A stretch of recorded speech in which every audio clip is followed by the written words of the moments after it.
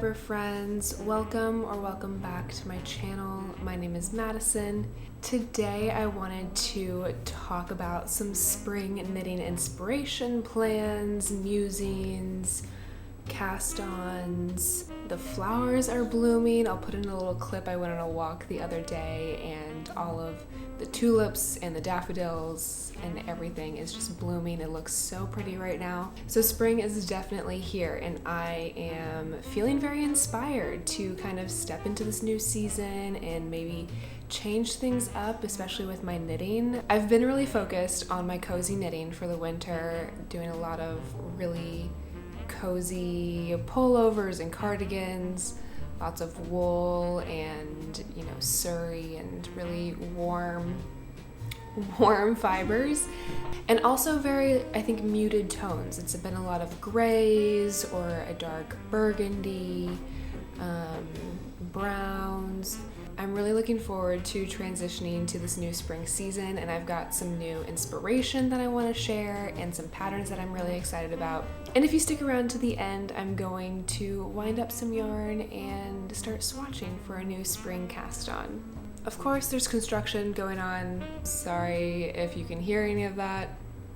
I'm keeping my fingers crossed that it's quiet enough that it will be muted out, but we'll see.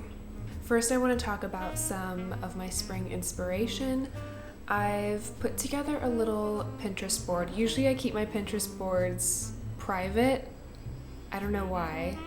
It's just how I've been doing it for a while, but I decided to make one that was not private so I could share if you have any interest. So I'll put that link to the board below, as well as links to anything else that I mentioned throughout this video. For spring going into the summer, I think the kind of high-level overarching idea, inspiration for myself is kind of stepping into that feminine energy. It's very, pinks and pastels and cottagecore and flowers and gardens. If you know me, then you probably know that my kind of go-to look or style is usually like oversized like vintage jeans and like a baggy t-shirt and very like comfy, cozy. But I'm also really drawn to the more like prairie dresses and like caftans. Like I love the brand Doan. So I think translating that more feminine, quote unquote, girly side into my knitting is something that I really want to focus on for this next season. Now let's get into some patterns that I'm kind of thinking about for this next season.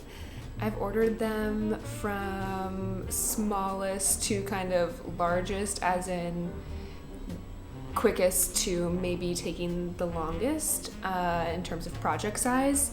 So I'm gonna start with some accessories. And the first one is the Sophie scarf, which took the knitting world by storm this last year. I think for good reason. They are a quick knit, it's very satisfying, and having a little scarf ascot to me feels like a very feminine, finished touch to add to whatever you're wearing. Obviously, as the weather turns warmer, the less you really need a scarf. But I'm really curious about trying out some maybe more silk blends or a linen blend. I think the project size is perfect for trying out a new to me yarn blend, and it's also not going to drag on forever because it's just a little scarf.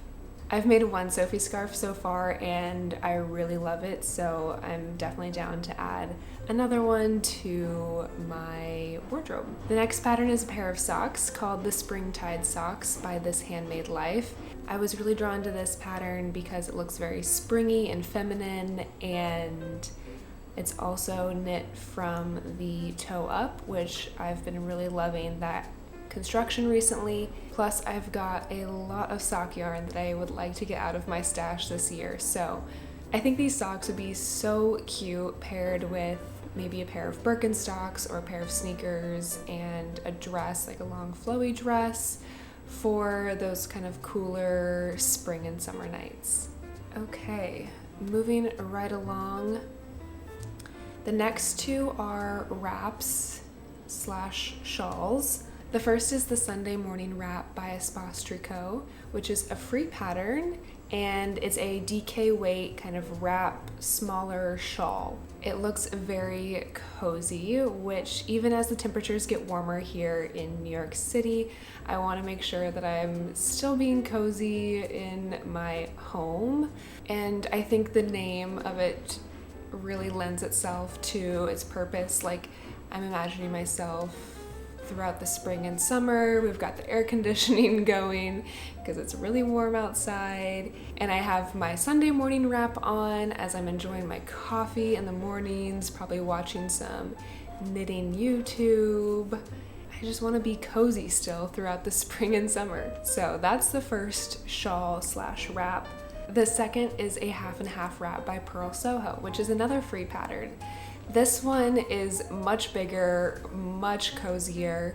The knitting community really seems to love this pattern, and I'm having a bit of FOMO because I have not made one yet. So I think this would be a nice cast on just to have, like, over the course of the next couple of months, something cozy, and then by the fall I'll have this really nice wrap. I think it'd also be lovely to use it as a throw on our couch or love seat, or even over the back of my spinning chair. Could probably use some yarn from Stash, I'm not quite sure, but also linen quill by Purl Soho, which is what the pattern calls for, I've heard great things about. So that could be fun to try since I haven't tried that yarn before. Now we're getting into some garments. So we're getting into the kind of quote unquote longer slash bigger projects here. Next is another Purl Soho pattern. This one, although, is paid for, and it is the ribbed raglan pullover. It looks, I think, very elevated, very chic, but also is an easy pullover. It doesn't seem like there's any extra collar detailing or finishing that has to be done. There's no seaming, it's just top down, ribbed in the round, and also has quite a few modifications. The pattern description notes that you could do like a short sleeve or like a mid sleeve, which I think would be probably about this length, and then you can also do a long sleeve. And this is one that I think would be really nice in maybe a silk or a linen blend for the summer, and in just a solid color, like maybe a gray or like a light brown, like a very like warm tone gray or brown, or even like a nice pink, maybe like a sage green. There's so many color options that could be done. That pattern is definitely on my radar for this next spring and summer, and I think even if I don't get to it for spring, summertime, I think it'll definitely still be on my radar for the fall and maybe like a wool blend. In my mind, it's a nice alternative to a ribbed camisole or a ribbed tank top. I think the ribbed raglan like short sleeve fit would look better on me personally than a tank or a cami. Maybe, I don't know. The next one is a crop tee. It is the Soldotna crop by Caitlin Hunter, aka Boylan Knitworks. This pattern has been around for a while and is one of those that I feel like just about everyone has made. Although I have not made one yet, and that's why I am very interested in making one. Mostly because I think, again, it's a nice kind of short sleeve, boxy crop. So it'd be great for not the super hot months, but the more in between, to pair with like a skirt, maybe some high-waisted linen pants. It calls for a DK weight yarn, and I also have quite a bit of DK in my stash that I would love to use up, and with the color work in this pattern, I think it'd be a great stash buster. At the time that I'm filming this, I know that Molly from A Homespun House has been knitting one of these, and she's been posting it on her Instagram, and hers looks so colorful and so fun, and it looks like she's been having a great time knitting it. So I'm kind of feeling inspired from her to also cast on a Soldotna crop. So we'll see. My last pattern that I want to share today is one that I'm very excited about and have been sitting on for quite some time, and I think I'm going to cast it on today, or at least swatch for it today. It is out of the Lina magazine. This is issue 15, I think. Yes. Issue 15. It's a cardigan, super pretty, called the Fairy Dreams cardigan by Terry Moe.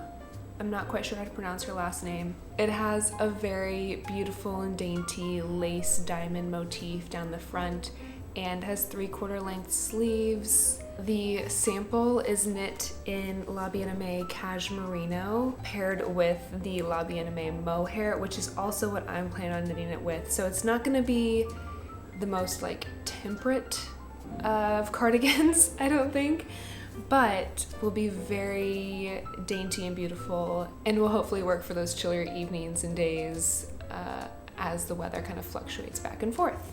So I'll share the yarn that I have for this that I'm very excited about. It is La Bien-Aimée.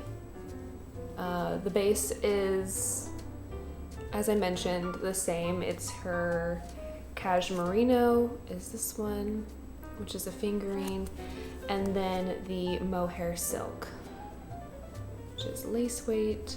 And what's special about these is that the colorway is an exclusive for the Kansas City yarn crawl. So I grew up in Kansas City and my family still lives there, so when my mom and sister went on the yarn crawl last fall, I asked them to pick me up anything good if they saw it. So when they sent me a photo of this, I was very excited and asked them to pick up a few skeins for me. And shortly after, I realized that the Fairy Dreams cardigan called for the Cashmerino paired with the mohair silk, and I went online and found the same exclusive colorway in the mohair silk and bought it to make this cardigan. So the colorway is called Midwestern Sunset, which I think is just so beautiful. There's really nice like pinky peach tones and the blues, and this one's got some speckles in it.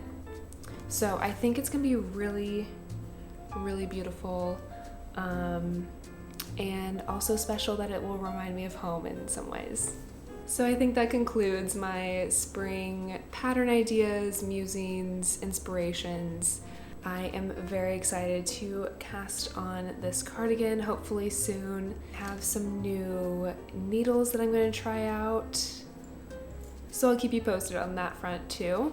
If you've made it this far, please comment below with a tulip emoji and let me know what you're thinking of casting on for spring. I'd also be curious to know what specific yarns you like to work with in the spring and summer months. I'm definitely wanting to try out some more not just 100% wool blends as we get into the warmer months, and maybe do some of that more spring and summer specific knitting that I haven't done in the past. Please let me know any favorites below. Thank you so much for joining me today. If you could give this video a thumbs up, that would mean so much. And please consider subscribing if you'd like to see more videos from me in the future. Happy making and happy spring. I will talk to you soon. Now it's time to wind these up.